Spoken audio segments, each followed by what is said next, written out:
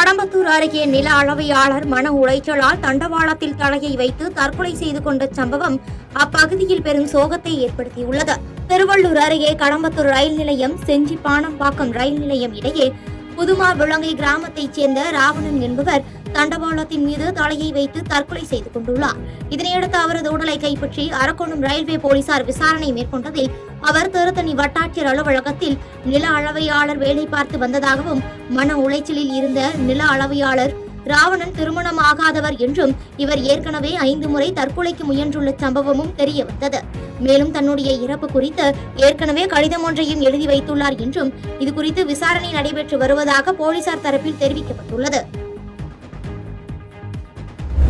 2026 ஆண்டு சட்டமன்ற தேர்தலில் 200 இடங்களுக்கு மேல் பிடித்து மீண்டும் திராவிட முன்னேற்றக் கழகம் ஆட்சி அமைக்கும் என முன்னாள் அமைச்சர் செந்தில் பாலாஜி பேட்டியளித்துள்ளார். கரூர் ஆண்டாங்கோயில் மேற்கு பகுதியில் உங்களுடன் ஸ்டாலின் திட்ட நிகழ்ச்சி நடைபெற்றது. இதில் முன்னாள் அமைச்சர் செந்தில் பாலாஜி பங்கேற்று பொதுமக்களுக்கு நலத்திட்ட உதவிகளை வழங்கினார். பின்னர் செய்தியாளர்களை சந்தித்த அவர், எடப்பாடி பழனிசாமி வீட்டிற்குள் முடங்கி கிடந்தால் மக்கள் ஏற்றுக்கொள்ள மாட்டார்கள் என்று ஏதோ பேச வேண்டும் என்பதற்காக பேசுகிறார் என்றும், 2026 ஆண்டு சட்டமன்ற தேர்தலில் மீண்டும் திமுக தான் ஆட்சியை பிடிக்கும் என தெரிவித்தார்.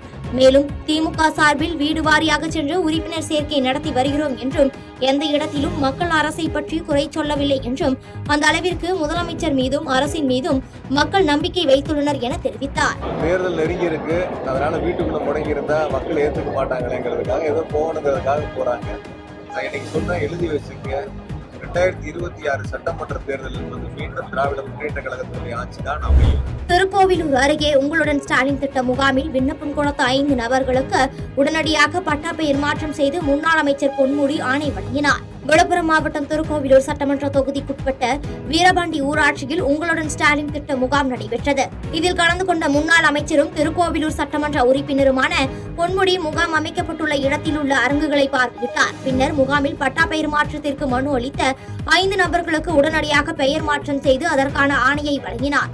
மேலும் தமிழக முதலமைச்சர் மு.க.ஸ்டாலின் அறிவுறுத்தலின்படி பட்டா பெயர் மாற்றத்திற்கு மனு அளித்த 5 நபர்களுக்கு உடனடியாக பெயர் மாற்றம் செய்து அதற்கான ஆணை வழங்கப்பட்டுள்ளது என்றும், மீதமுள்ள அனைவருக்கும் 45 நாட்களுக்குள் நடவடிக்கை எடுக்கப்படும் என்றும் அதற்கு அதிகாரிகளுக்கு அறிவுரை வழங்கியுள்ளதாக முன்னாள் அமைச்சர் பொன்முடி செய்தியாளர்களிடம் தெரிவித்தார். இங்கே இப்பொழுது பட்டா பெயர் மாற்றம் 5 பேர்களுக்கு உடனடியாக அது வழங்கப்பட்டிருக்கிறது. மற்றவர்களுக்கெல்லாம் 45 நாட்களுக்குள் வழங்கப்பட வேண்டும் என்று முதலமைச்சர் அவர்கள் ஆணையிட்டிருக்கிறார்கள். கோவையில் உள்ள தமிழ்நாடு வேளாண்மை பல்கலைக்கழகத்தின் தாவரவியல் பூங்காவில் தமிழ்நாடு சட்டமன்ற பேரவையில் பொது கணக்குகள் குழுவின் தலைவர் செல்வ பெருந்தகை தலைமையில் ஆய்வு மேற்கொண்டனர். அப்பொழுது தாவரவியல் பூங்காவில் உள்ள செடி கொடிகள் பற்றியும் தற்பொழுது தாவரவியல் துறையில் மேற்கொண்டு வரும் ஆய்வுகள் குறித்தும் அதிகாரிகள் மற்றும் பேராசிரியர்களிடம் கேட்டறிந்தனர். தொடர்ந்து செய்தியாளர்களுக்கு பேட்டியளித்த குழுவின் தலைவர் செல்வ பெருந்தகை, புற்றுநோய் பரிசோதனையில் முதல் மாவட்டமாக கோவை மாவட்டம் இருப்பது மகிழ்ச்சி அளிப்பதாகவும், அதற்காக மாவட்ட ஆட்சியருக்கும் நிர்வாகத்தினருக்கும் பாராட்டுகளை தெரிவித்துக் கொள்வதாக தெரிவித்தார். குறிப்பாக கோயம்புத்தூர் மாவட்டத்தில் தமிழ்நாட்டில் முதன்மை மாவட்டமாக விசாரித்த போது ஆன்காலஜிஸ்ட் இந்த புற்றுநோய் 3 விதமான பரிசோதனைகள் முதன்மை மாவட்டமாக இருக்கிறது மகிழ்ச்சி அளிக்கிறது, வரவேற்க தகுந்தது. கோயம்புத்தூர் மாவட்ட ஆட்சித்தலைவருக்கு நிர்வாகத்திற்கு பாராட்டை தெரிவித்துக் கொள்கிறோம். கோவை மாவட்ட ஆட்சியர் அலுவலக பொருட்களை ஜப்தி செய்ய வந்த நீதிமன்ற ஊழியர்களால் பரபரப்பான சூழல் ஏற்பட்டது. கோவை கணபதி பகுதியைச் சேர்ந்த ராமசாமி என்பவரிடம் 1989 ஆண்டு வீட்டு வசதி வாரியத்திற்காக 18 ஏக்கர் நிலத்தை அரசாங்கம் கையகப்படுத்தியது. அதற்குரிய இழப்பீடு தொகையில் 1 பங்கு மட்டுமே வழங்கிய நிலையில் 1,83 லட்சம் ரூபாய் பணத்தை வழங்காமல் இருந்துள்ளது. இது சம்பந்தமாக ராமசாமியின் வாரிசுகள் கோவை 2வது கூடுதல் சார்பு நீதிமன்றத்தில் வழக்கு தொடர்ந்தனர். வழக்கு விசாரணை முடிந்த நிலையில் கடந்த 17ஆம் தேதி இழப்பீட்டு தொகைக்கு ஈடாக மாவட்ட ஆட்சியர் அலுவலகத்தில் உள்ள அசையும் சொத்துக்களை ஜப்தி செய்ய உத்தரவிடப்பட்டது. உத்தரவின் அடிப்படையில் நீதிமன்ற ஊழியர்கள் காவல்துறை பாதுகாப்புடன் ஜப்தி செய்ய வந்தபோது அவர்களுடன் துறை அதிகாரிகள் பேச்சுவார்த்தையில் ஈடுபட்டனர். அதனிடையே அரசு தரப்பில் வருகின்ற ஆகஸ்ட் 26ஆம் தேதிக்குள் இழப்பீட்டு தொகையை தருவதாக மனு தாக்கல் செய்யப்பட்டதை தொடர்ந்து ஜப்தி நடவடிக்கை தற்காலிகமாக கைவிடப்பட்டது. அவிநாசியில் வரதட்சணை கொடுமையால் தற்கொலை செய்து கொண்ட புது மணப்பெண் ரிதன்யாவின் பெற்றோரை நேரில் சந்தித்த பாரதிய ஜனதா கட்சியின் சிறுபான்மை பிரிவு தேசிய துணைத் தலைவர் ஆறுதல் கூறினார். திருப்பூர் மாவட்டம் அவிநாசியில் வரதட்சணை கொடுமையால் தற்கொலை செய்து கொண்ட புது மணப்பெண் ரிதன்யாவின் பெற்றோரை அவர்களது இல்லத்தில் நேரில் சந்தித்து இந்திய அரசு ஹஜ் கமிட்டியின் துணைத் தலைவரும் பாரதிய ஜனதா கட்சியின் சிறுபான்மை பிரிவு தேசிய துணைத் தலைவருமான முனாவரி பேகம் ஆறுதல் கூறினார். மேலும் பாரதிய ஜனதா கட்சியின் நிர்வாகிகள் மற்றும் மகளிர் அணி நிர்வாகிகள் உடன் இருந்தனர். தொடர்ந்து ரிதன்யா தற்கொலை செய்து கொண்டது மிகுந்த வருத்தம் அளிப்பதாகவும் உரிய நடவடிக்கை எடுத்து ரிதன்யாவின் கணவர் குடும்பத்திற்கு தகுந்த தண்டனையை நீதிமன்றம் வழங்கும் என்றும் ரிதன்யாவின் குடும்பத்திடம் ஆறுதல் கூறினர்.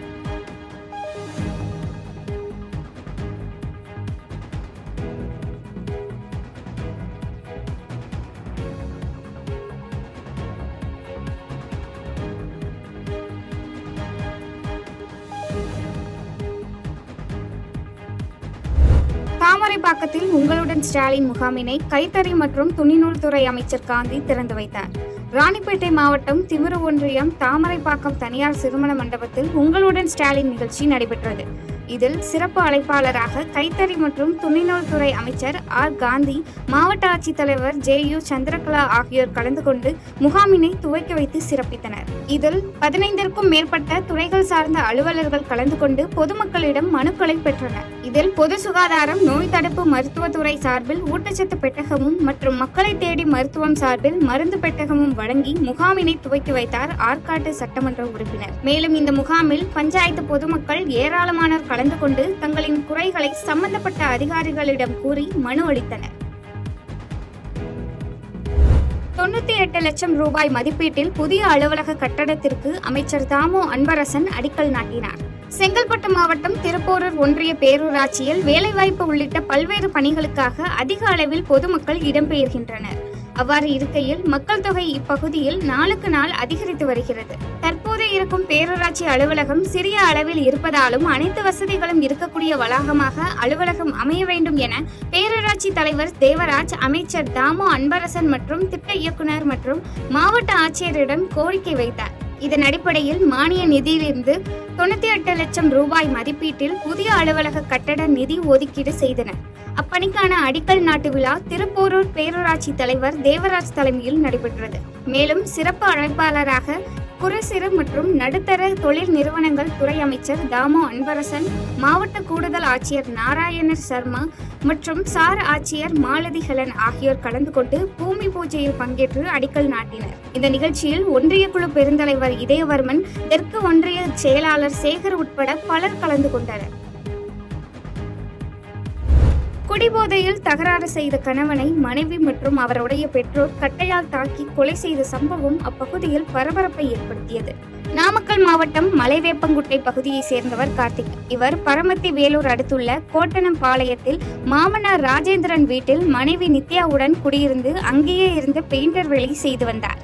இவர் அடிக்கடி குடித்துவிட்டு வேலைக்கு செல்லாமல் மனைவி மற்றும் மாமனார் ராஜேந்திரன், மாமியார் ராசாத்தியிடம் அடிக்கடி தகராறு செய்து வருவது வழக்கம். இந்த நிலையில் மது அருந்துவிட்டு மனைவியை அடித்த நிலையில் மாமனார் ராஜேந்திரன், மாமியார் ராசாத்தி இருவரும் தடுத்துள்ளனர். மீண்டும் அவர் இவர்கள் இருவரையும் தாக்கிய நிலையில் மனைவி, மாமனார், மாமியார் மூவரும் சேர்ந்து கம்பால் கார்த்திக்கை சராமாரியாக தாக்கியுள்ளனர். இதனால் பலத்த காயமடைந்த கார்த்திக் சம்பவ இடத்திலேயே உயிரிழந்தார். இதனைத் தொடர்ந்து சம்பவ இடத்திற்கு வந்த காவல்துறையினர் உயிரிழந்த கார்த்திக்கின் உடலை கைப்பற்றி பிரேத பரிசோதனைக்கு நாமக்கல் அரசு மருத்துவமனைக்கு அனுப்பி வைத்தனர். இது தொடர்பாக கார்த்திக் மனைவி நித்யா, மாமனார் ராஜேந்திரன், மாமியார் ராசாத்தியிடம் விசாரணை நடத்தி வழக்கை கொலை வழக்காக பதிவு செய்தனர்.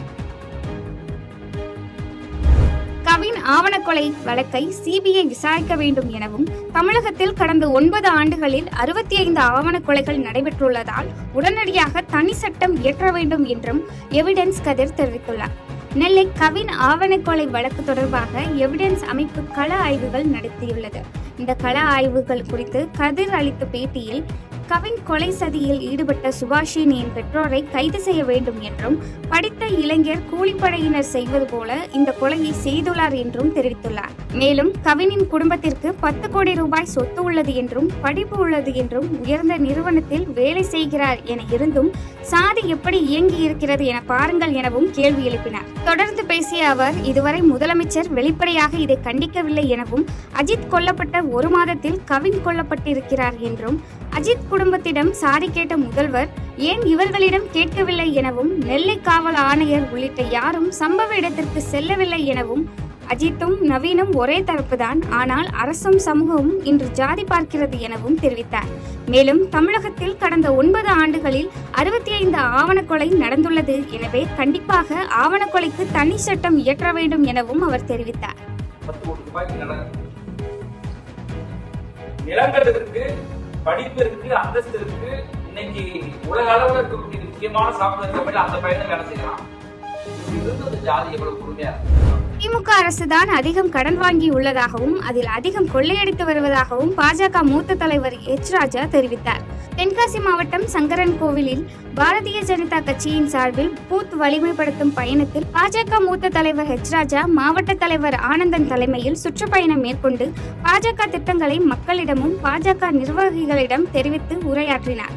இதனைத் தொடர்ந்து செய்தியாளர்களிடம் பேட்டியளித்த எச் ராஜா, பாரத பிரதமர் நரேந்திர மோடி கூறியது போல் தமிழகத்தில் மாமன்னர் ராஜராஜ சோழன் மற்றும் ராஜேந்திர சோழன் ஆகியோருக்கு பிரம்மாண்ட சிலை அமைக்கப்பட உள்ளதாகவும் மே 6 திராவிட மாடல் அரசு முற்று பெறும் போது வரும் எனவும் தெரிவித்தார். மேலும் பேசிய அவர், சுதந்திரம் பெற்றதிலிருந்து திமுக அரசுதான் அதிகம் கடன் வாங்கியுள்ளதாகவும் அதில் அதிகம் கொள்ளையடித்து வருவதாகவும், ஆகவே திமுக அரசு முடிவுக்கு கொண்டு வர வேண்டும் என மக்கள் விழிப்புணர்வோடு இருக்கிறார்கள் எனவும் அவர் தெரிவித்தார். தொடர்ந்து பேசிய அவர், அதிமுக பாஜக கூட்டணி சேர்ந்தவுடன் கனிமொழி எம்பி பதற்றம் அடைவதாகவும் அவர்கள் கூட்டணியில் உள்ள மதிமுக வைகோ மற்றும் விசிக திருமாவளவன் ஆகியோர் அதிக சீட்டுகளை கேட்பதாகவும், காங்கிரஸ் கட்சியினர் ஆட்சியிலும் அதிகாரத்திலும் பங்கு கேட்பதாகவும், இது எல்லாம் எதனால் என்பதால் எதிர்முகாம் பலமாக உள்ளதால் திமுக கூட்டணி கலக்கலத்து போய் உள்ளதாகவும், கூட்டணி கட்சியினரின் டிமாண்டுகள் அதிகம் உள்ளதாகவும் அவர் தெரிவித்தார். அடிச்சு கொள்ள எவ்வளவு. ஆகவே இன்றைய தினம் தமிழகத்தை வஞ்சித்துக் கொண்டிருக்கின்ற திராவிட முன்னேற்ற கழக ஆட்சி முடிவுக்கு கொண்டு வரப்பட வேண்டும். மக்கள் மத்தியிலே மிகப்பெரிய விழிப்புணர்வு ஏற்பட்டிருக்கிறது.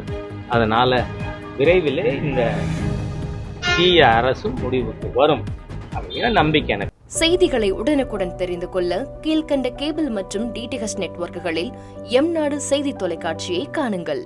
பாதகம் செய்பவரை கண்டால் நாம் பயம் கொள்ளலாகாது பாப்பா. மோதி மிதித்துவிடு பாப்பா, அவர் முகத்தில் உமிழ்ந்துவிடு பாப்பா. அண்மை செய்திகளை உடனுக்குடன் தெரிந்து கொள்ள இணைந்திருங்கள் எம்நாடு தொலைக்காட்சியுடன்.